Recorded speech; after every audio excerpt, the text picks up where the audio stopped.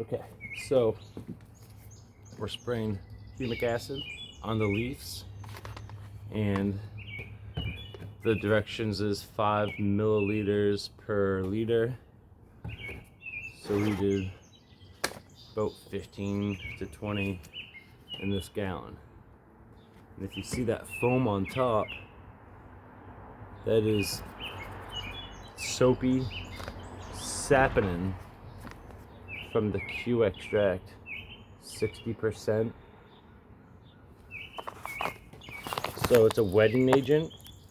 And what that means is when you spray your leaves with just say plain water or nutrients added to water, when you spray your leaves, the water beads up and runs off. If you don't add what's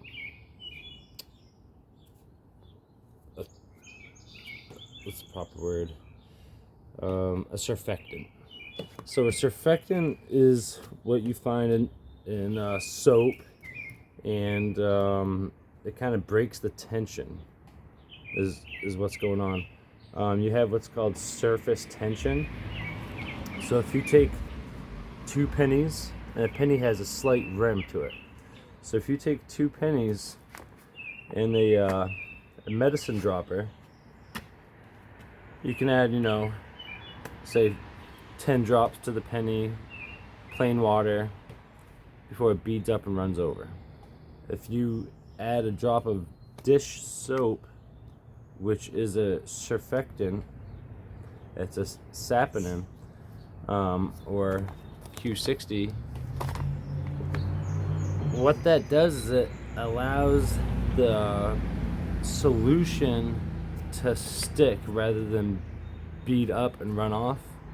It sticks. So you can just put 20 to 30, however many drops, it's more. I did that experiment as a kid, like 2nd grade or something. Our teacher showed us that.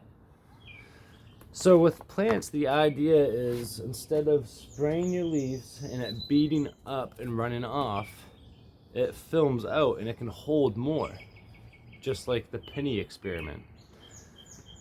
And by letting it beat up and run off, you're losing your nutrients. That, like, if I wasn't to add my Q60, this would just beat up and run off. And yeah, I guess it would hit the soil and fortify the soil.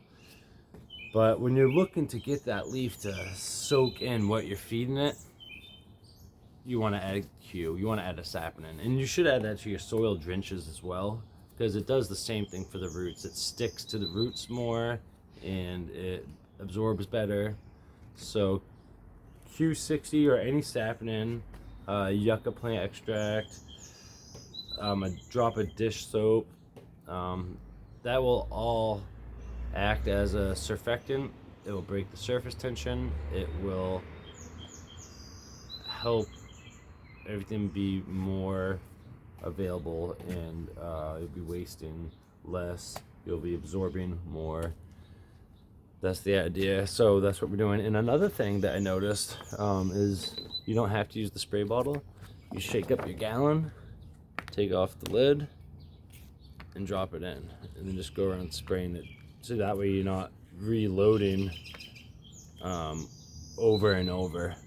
It just takes 2 hands, but it works perfect, just like that. It's too bad it's a little bit too big. Maybe I'll invent a little screw-on thing for 1 gallon containers if it's already not out there. But yeah, so that's all I wanted to show you guys. I'm gonna get this spraying before the sun comes up. That's another thing. You want to do sprays sunrise or sunset, not in direct sunlight, preferably. You can do it in direct sunlight, just not intense broad day sunlight. Very hot days, middle of the day. You want to do it low lighting, early in the morning, preferably when the light's not even on the plants. So that's it. Thank you, guys.